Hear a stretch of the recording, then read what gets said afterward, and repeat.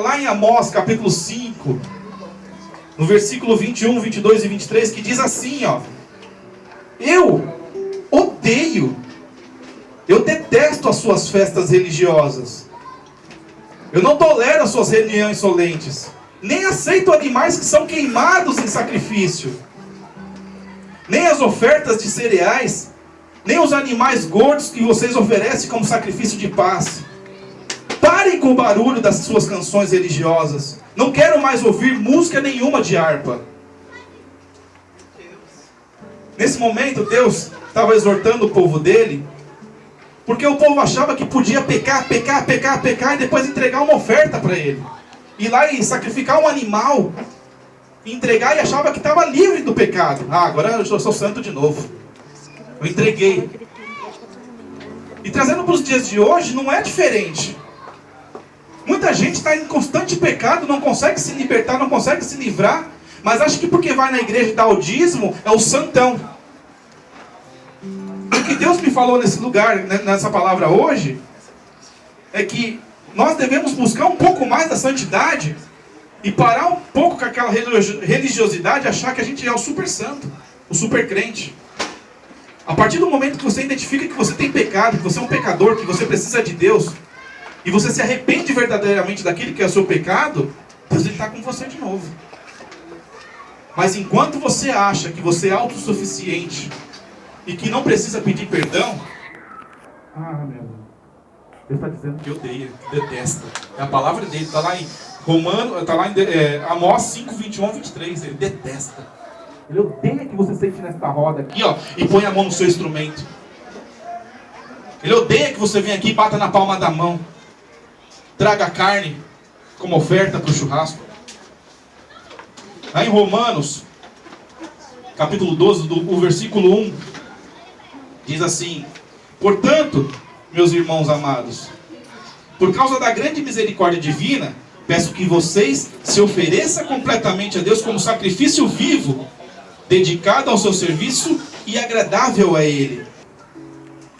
E Deus virou para mim e mostrou uma situação. E Ele perguntou para mim assim: você está preparado para perder aquilo que você mais ama? E veio uma mulher pregar a palavra de Deus na igreja, convidada, e ela começou a contar o testemunho da vida dela, que a palavra que ela ia ministrar era de acordo com aquilo que era o testemunho da vida dela.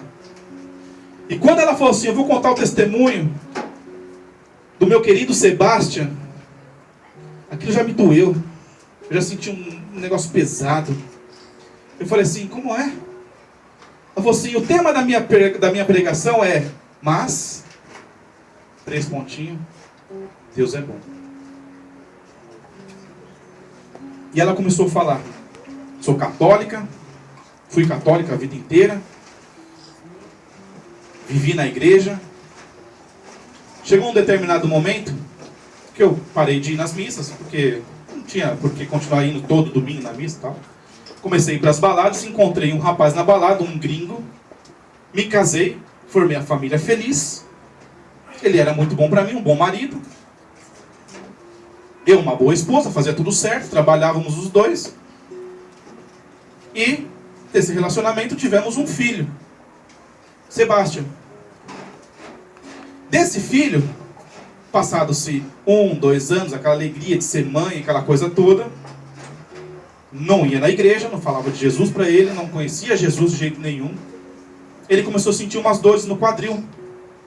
E vai no médico: não é nada, não deu luxação, não deu inchaço, não deu inflamação, não deu nada. É uma virose, como os médicos dizem, tudo é virose. Você vai no médico hoje, é virose.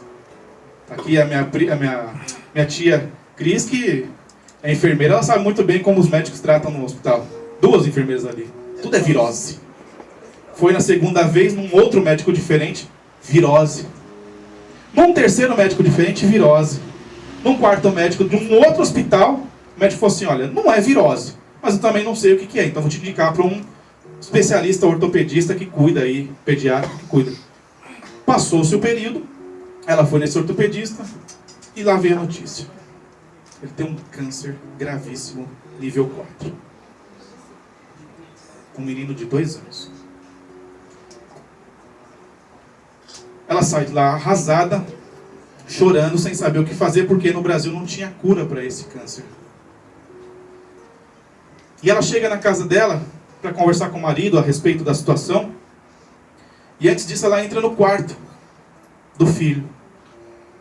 E o filho vira para ela pela primeira vez e fala assim: mãe, você vai ter que ser forte. Ele não sabia do diagnóstico dele. Mãe, você vai ter que ser forte. Como assim, filho? Jesus está falando que você vai ter que ser forte. Jesus? Como assim Jesus está falando? É o meu amigo, ele vem todo dia falar comigo. Ela nunca falou de Jesus para um moleque de 2 anos, uma criança de 2 anos. E ali ela começou a sentir a diferença, a presença de Deus. Ela passou numa situação tão difícil, irmãos, mas tão difícil, que eu vou contar para vocês uma pequena introdução daquilo que foi a vida dela. Esse é o livro dela, chama Mas Deus é Bom. Esse da foto aqui é o Sebastian, não está mais entre nós. Mas na perda dele, essa mulher conheceu verdadeiramente a Deus. E aí a gente vai entender um pouquinho do que é você ter e do que é você perder. Por que Deus não faz um milagre? Ou por que Deus faz um milagre na vida dele e não na minha? Amém? Eu vou ler só um pedacinho daquilo que é... daquilo que foi a história dela, tá? Meu nome é Vanessa. Isso não diz nada. Não descreve quem eu sou, o que eu penso, nem o que eu sinto. É apenas um nome. E neste livro, poderia me apropriar temporariamente do nome de Jó. Em diversas ocasiões, eu me senti como ele. Em inúmeras situações, eu olhei para as pessoas à minha volta com as mesmas perguntas de Jó. E muitas vezes ouvi os mesmos conselhos que foram dados a Jó. Toda dor, toda luta, toda perda se assemelha à vida deste homem. E sentimos-nos assim quando o inesperado bate na nossa porta. Quando o nosso mundo fica de ponta cabeça. O que mais nos perturba no sofrimento não é a dor em si mesma, mas o fato de acharmos que não merecemos, infundado e injusto. Processos de dor nos levam a questionamentos profundos. E é verdade. Toda vez que você vê uma pessoa enferma, a primeira coisa que ela começa a fazer é questionar Deus. Fiz tudo de certo. Por que eu? Por que meu filho? Não pretendo ensinar a ninguém como viver alienado ao sofrimento, nem como superá-lo. Não ambiciono isso.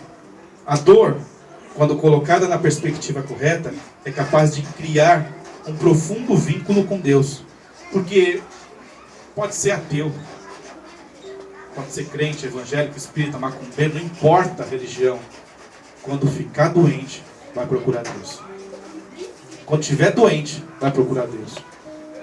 Porque tem coisa que médico não cura, medicina não cura. Só Deus cura. O Deus dos céus e da terra, Criador de todas as coisas, um dia Ele criou você, criou eu. E não está apenas fora de nós, mas em tudo que contemplamos e dentro. Só que Ele está adormecido. O medo, a dor, a perda são vendavais que gira tão rápido que inverte prioridades. Confronta modos de vida, por fim nos fazem olhar para dentro. São nessas ladeiras de adversidade que muitos encontram Cristo. Alguns olharam desconfiados, outros se encherão de revolta, mas muitos se encherão de fé. A narrativa de Jó na Bíblia nos expõe não apenas o questionamento desse homem, mas as explicações cheias de religiosidade e legalismo de seus amigos. Quando ele estava na pior dificuldade da vida dele, os amigos dele viviam falando para ele: por que você está em pecado? Por que isso, por que aquilo? E apontavam para ele.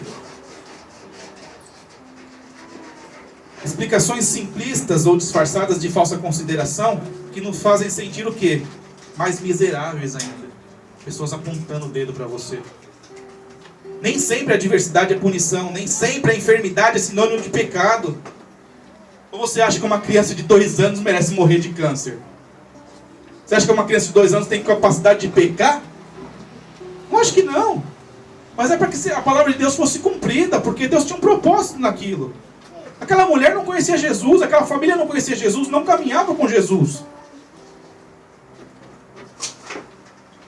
Cristo provou ser o começo para nós. E eu creio que muitas das explicações fornecidas por Jó eram verdadeiras. Porém, quando as nossas palavras visam apenas oferecer a teoria, sem condescendência nenhuma, ou são desprovidas de alguma paixão honesta, nós padronizamos a dor como temos padronizado Deus. Cada um descobrirá a seu tempo como se manter de pé. A mais honesta verdade nas páginas que se seguem é que excluir Deus do problema não vai excluir o problema. Quando você se afasta de Deus ou afasta Deus daquilo que é o seu problema, Deus continua sendo Deus e o teu problema continua sendo o problema.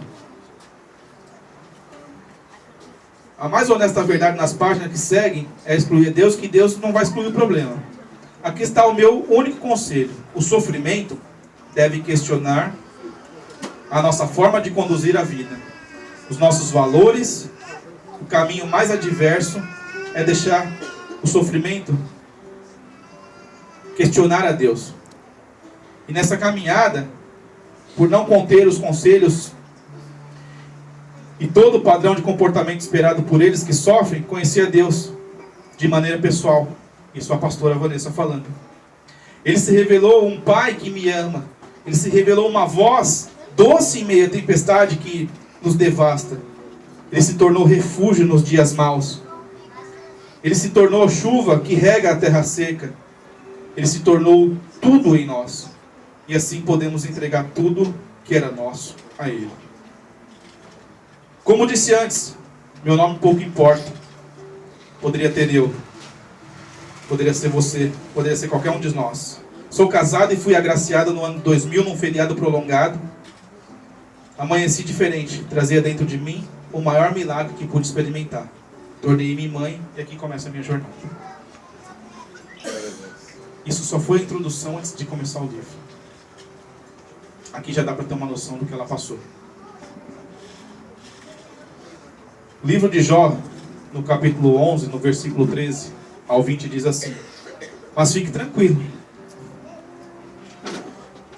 Se você abrir o seu coração e pedir ajuda a Deus, e para Ele estender as mãos, se limpar das mãos do pecado, e se recusar a colher o mal em casa, você poderá encarar o mundo sem sentir vergonha, e andar seguro, sem culpa e sem medo.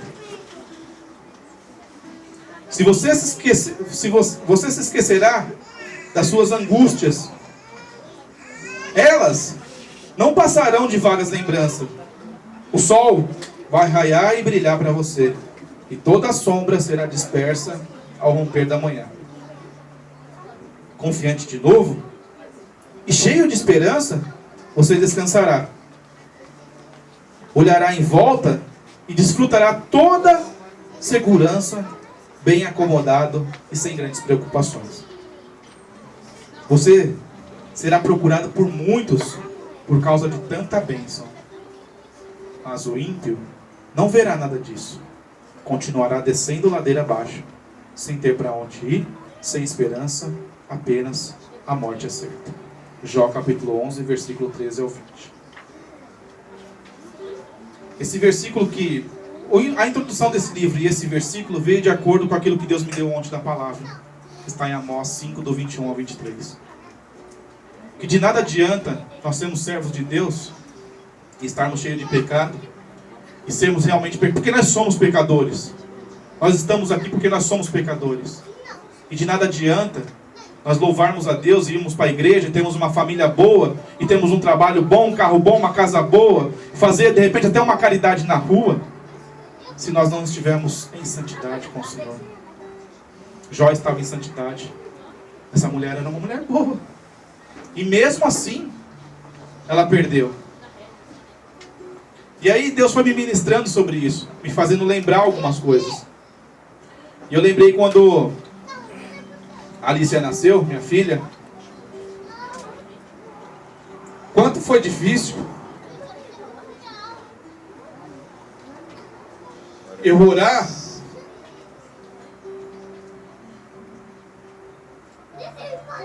contra um diagnóstico. Sabe quando você vai no médico para fazer o ultrassom dos 3 primeiros meses e o médico vira e fala para você assim: tua filha tem síndrome de Down, você quer tirar? E eu falei: não quero tirar. Aí você vai no 4º mês, porque aí quando você tem um diagnóstico, você tem que fazer mês a mês o ultrassom.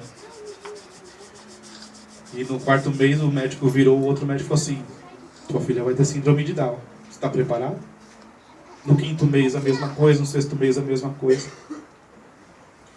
E no 9º mês o médico falou assim: ela pode nascer perfeita com síndrome de Down, a perfeição dentro da síndrome de Down, ou ela pode nascer morta.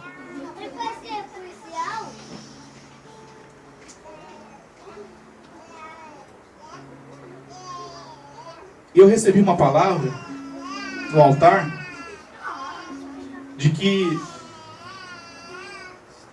o Senhor ia transformar aquela maldição e transformá-la em bênção. Não porque uma criança com síndrome de Down é maldita, não, nada disso. Mas porque nós neste mundo não estávamos preparados para receber tantas crianças assim. E as famílias que têm crianças com Down especiais sofrem pra caramba, porque esse Brasil, esse país nosso aqui não está preparado para lidar com esse tipo de criança. E eu clamei a Deus, junto com a liderança da igreja na época, e eu pedi ao Senhor, e eu orei, e eu ungi a barriga da minha esposa, todas as noites, todos os dias, e eu orava, e eu clamava, e eu profetizava, que a minha filha ia sair perfeita, saudável, que minha filha não teria síndrome de Down. E quando ela nasceu, a geneticista veio e falou para mim assim: tá vendo, a sua filha tem Down. Falei para ela: você é mais louca do que eu, só pode. Falei: a minha filha é perfeita, minha filha não tem nada. Dá para ver na cara dela. Aí o médico que fez o parto falou assim: a tua filha tem uma disfunção óssea, isso é nítido, dá para ver. A diferença entre um olho e o outro, a moleira, certeza que está colada, que a gente não ia passar num parto normal, tanto que teve que fazer uma cesárea de última hora. E, enfim, a geneticista pediu um exame, que é para a contagem dos cromossomos, e nesse exame foi diagnosticado que a minha filha é 100% saudável, não tem síndrome alguma. Mas mesmo assim, Deus permitiu que ela viesse com uma craniostenose, que é uma disfunção óssea, que é a moleira colada. E a diferença entre um olho e o outro um pouco maior, e o palato da boca funda. Mas nada que uma cirurgia corretiva de estética não resolvesse. E a primeira cirurgia ela tinha que fazer com 4 meses de vida. No último dia do 3º mês, ela internou, e ela poderia fazer no primeiro dia do 4º mês de vida. Porque depois do 4º mês, a cada dia que ela tivesse a mais de vida, poderia ser um perigo para o crescimento dela. Porque o cérebro, por estar com a moleira colada, fechada, ele não expandia. E o cérebro cresce muito rápido numa criança, num bebê. Com isso faz o quê? Se tiver pressão, pode ter retardamento mental e uma série de outras coisas. O médico virou para nós e falou assim: nós estamos acostumados a fazer. Só que ela tem 80% de chance de não acordar da anestesia pelo tamanho da pouca idade. 4 meses de vida.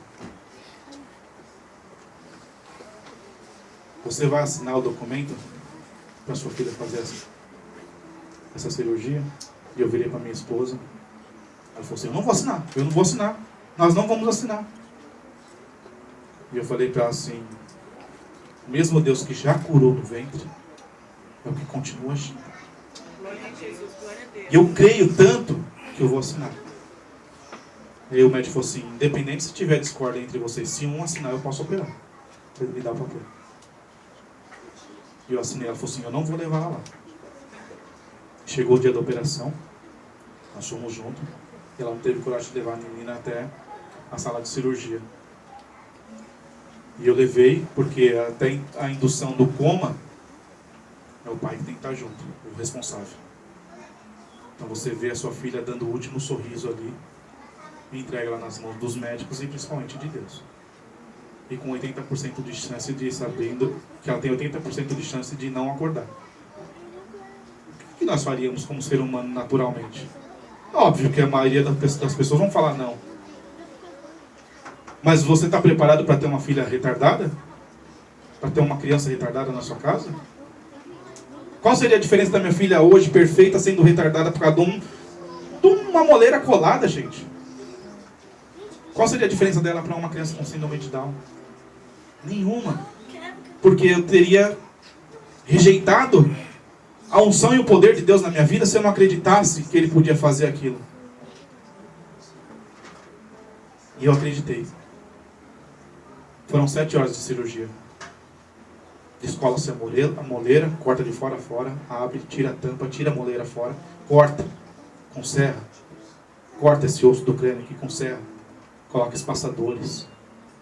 E a sua filha lá na mesa, cirurgia com o cérebro aberto. Coloca todos os espaçadores. Põe de volta. Fecha. Costura. E te entrega. Só esperar ela acordar agora. Dói ou não dói? Você olhar para a tua filha dormindo. Mas Deus foi tão misericordioso, gente. Glória a Deus. Que Ele entregou na sala de cirurgia. E quando a gente estava vindo no corredor, quando a gente foi entrar no elevador para subir para a UTI, que ela tinha que ficar na UTI depois disso, ela começou a chorar. Ela acordou. Antes mesmo de chegar no quarto. Glória a Deus. Glória a Deus. Eu vi o milagre de Deus. Eu vi porque eu orei. Foram 9 meses orando, mais 4 meses esperando a bendita cirurgia. Para ver aquilo que era a vontade de Deus. E na pregação dessa mulher, Vai lá com o pai. Vai lá ficar com ele. ela virou e falou: Fica lá com o papai, vai lá. nem todo mundo está preparado para receber o milagre. Sabe por quê? Ele tá falando de você. O meu filho me fez aproximar de Sabia? Por Deus. isso que tá chorando. Você tá falando Por causa você. de um milagre que não aconteceu, por causa de um milagre que não aconteceu, você e eu, todos nós somos salvos. Vai lá do lado do Porque quando Jesus estava lá na cruz, ele tá chorando. Satanás tentou Essa ele história. para que ele se auto-fizesse um milagre, descesse daquela cruz e mostrasse que ele era o Filho de Deus. Mas precisou ele morrer para que todos nós hoje sejamos salvos. E você é linda. Vai lá do lado. E quando ela falou Olha, isso, cheio de lágrima. e ela falou assim: o meu filho foi para a glória, mas eu conhecia Deus, um Deus que eu não conhecia. E através da vida do meu filho, muitas outras pessoas conheceram a Deus. E ela tem um testemunho de vida maravilhoso. Eu compartilhei esse testemunho dela no Facebook. Ontem. Cheguei a comprar o livro depois de quinta-feira. E ela falou uma coisa que é muito verdade. De repente você está pedindo um milagre para Deus. E Deus ele faz esse milagre na tua vida. O que acontece? Você se acomoda. E quando você se acomoda, você se esfria. Você se afasta de Deus. É muito fácil você receber o milagre. Curou. Pronto, tá aí. E ela falou uma coisa que eu me identifiquei muito. Ela falou assim: talvez, se meu filho tivesse vivo, eu não teria conhecido a Cristo. Ou meu casamento teria acabado. Ou meu marido estava nas drogas. E quando ela foi falando, eu já identifiquei. Na hora. A minha filha está aqui, curada, linda, maravilhosa. Mas eu sou um homem divorciado, meu casamento acabou. Por quê? Porque a minha ex-mulher se esfriou. Deixou a Cristo, largou a vida. E foi viver uma outra vida. Então, talvez Deus não faça um milagre na tua vida, não porque você não mereça, mas porque Ele quer que você continue com essa comunhão que você tem hoje com Ele. E é dentro dessa comunhão que nós temos que viver. Porque se você viver dentro dessa comunhão, independente de você viver o milagre ou não, você sabe que Deus está no controle. Que Deus é bom. Mas como que você tem comunhão se você não tiver em santidade? A comunhão ela não vem se você não tiver em santidade. Se você estiver em constante pecado, de nada adianta você entregar dízimo, oferta. De nada adianta você ir na igreja se passar por santo. De nada adianta você ser bom De nada adianta você alimentar os pobres na rua. Você não vai ter comunhão com Deus do mesmo jeito. Então eu quero fazer um convite para você nesta noite. Esse convite é pessoal e intransferível. Todos nós somos pecadores. Todos nós sabemos de onde dói, onde nós somos falhos, onde nós somos fracos, onde nós caímos. Nessa noite você vai pedir perdão para Deus. O pagode desta noite, o culto desta noite, o encontro desta noite, é para que você peça perdão para Deus. Deus está te pedindo para você se reconciliar com Ele. Ah, mas eu sou na igreja, eu já estou na igreja muito. Deus está te pedindo para você se reconciliar com Ele. Para você voltar ao primeiro amor. Para você entender que andar com Cristo vai muito além de você receber um simples milagre. Amém? Será que você escurvasse sua cabeça só por um minuto? E que nesse tempo vocês pudessem falar com Deus verdadeiramente. Do seu jeito, da sua forma. Do jeito que você fala com Ele. Peça perdão para Ele agora. Fala com Ele. Ele te conhece, Ele conhece o teu coração. Ele sabe exatamente aquilo que você precisa. Ele sabe onde você mais erra, onde você mais peca. Seja você casado, solteiro, divorciado. Não importa a sua condição financeira. Se é boa, se é ruim. Se você tem dinheiro, se você... Não importa. Deus conhece o teu coração. Fala com Ele nesta noite. Senhor, em nome de Jesus, meu Pai, eu quero te louvar por esse tempo. Te louvar por esse momento. Te louvar, Senhor Jesus. Porque até aqui o Senhor tem nos ajudado. Deus, encontra-se aqui nesta casa, meu Pai, um povo que está clamando a Ti, falando contigo neste momento, entregando aquilo que é o seu mais íntimo dos seus pecados, dos seus erros, das suas falhas e daquilo que mais são as suas dificuldades. Senhor, nós não somos super crentes, nós não somos super santos. Aqui não existe isso. Aqui existem homens pecadores, mas que conhecem o caminho da salvação. Neste momento, Senhor, eu quero te pedir, visita, passeia no nosso meio. Visita cada um que aqui está, meu Pai. Em nome de Jesus, visita agora, meu Deus. Toca no coração de cada um que aqui está, Senhor. Eu sei que o Senhor tem cura para esse povo que está aqui. Eu sei que o Senhor tem libertação, Senhor Jesus, de vícios. Libertação, Senhor Jesus, daquilo que não é a Tua vontade, não é a Tua verdade. Eu sei que o Senhor está nesse lugar passeando no nosso meio, Senhor Jesus. Falando com cada um, desde os músicos aos convidados. Senhor, em nome de Jesus, abençoa a nossa vida, a nossa casa. Abençoa, Jesus, cada um que aqui está pedindo a Ti. E Pai, eu sei que o Senhor não é obrigado a ser misericordioso com ninguém. Mas eu te peço, Senhor, vem com a Tua misericórdia. Vem, Senhor Jesus, com a Tua misericórdia. Em nome de Jesus. A palavra de Deus diz em Hebreus 3:12: meus irmãos, cuidado para que nenhum de vocês tenha um coração tão mau e descrente, que o leve a se afastar do Deus vivo.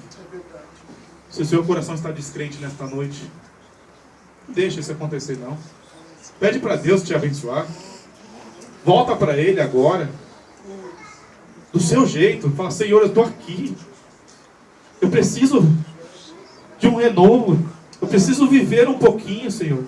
Estou cansado dessa doença. Estou cansado dessa enfermidade. Estou cansado desse vício. Estou com medo de perder. Estou com medo de morrer. Tenho medo, Senhor.